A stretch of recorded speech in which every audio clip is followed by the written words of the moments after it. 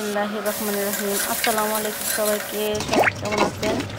আলহামদুলিল্লাহ, আপনাদের দোয়া ও ভালোবাসা আল্লাহর রহমতে আমি অনেক ভালো আছি।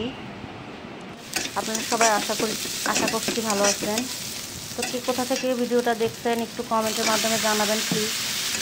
আর আমার ভিডিওগুলো আপনাদের কাছে কেমন লাগে সেটা একটু কমেন্ট করে জানাবেন। আমার ভিডিওতে যদি কোনো ভুলভ্রান্তি হয়ে থাকে একটু কমেন্টের মাধ্যমে জানাবেন।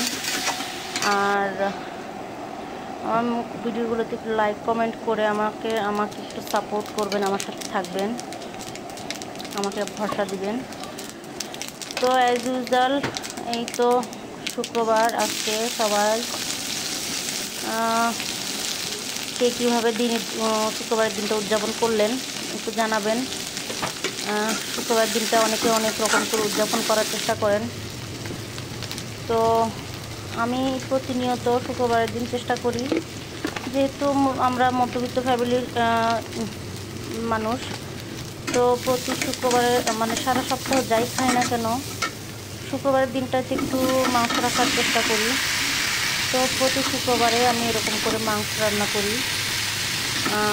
আমার হাজব্যান্ড আমার হাতে সাদা পোলাওটা একটু বেশি পছন্দ করে, যার জন্য প্রতি শুক্রবারের আগেই সে বলে রাখে যে শুক্রবারে কিন্তু সাদা পোলাও করবে। আমার হাতে সাদা পোলাওটা আমার খুব ভালো লাগে, কারণ আমি কম তেল দিয়ে রান্না করি, যার কারণে সে সাদা পোলাওটা খুব পছন্দ করে। আর আমার হাজব্যান্ড অত রিচ ফুড খাবার পছন্দ করে না, আর তৈলাক্ত খাবার তো একদমই পছন্দ করে না, তার অনেক সমস্যা হয়। আর এই তো মাংস তো সবাই রান্না করতে পারেন, সেই জন্য আলাদা করে মাংসর কোনো মানে রেসিপিটা ডিটেলসে বলছি না। আর আমি সাথে মিষ্টি কুমড়া ভাজি করেছিলাম।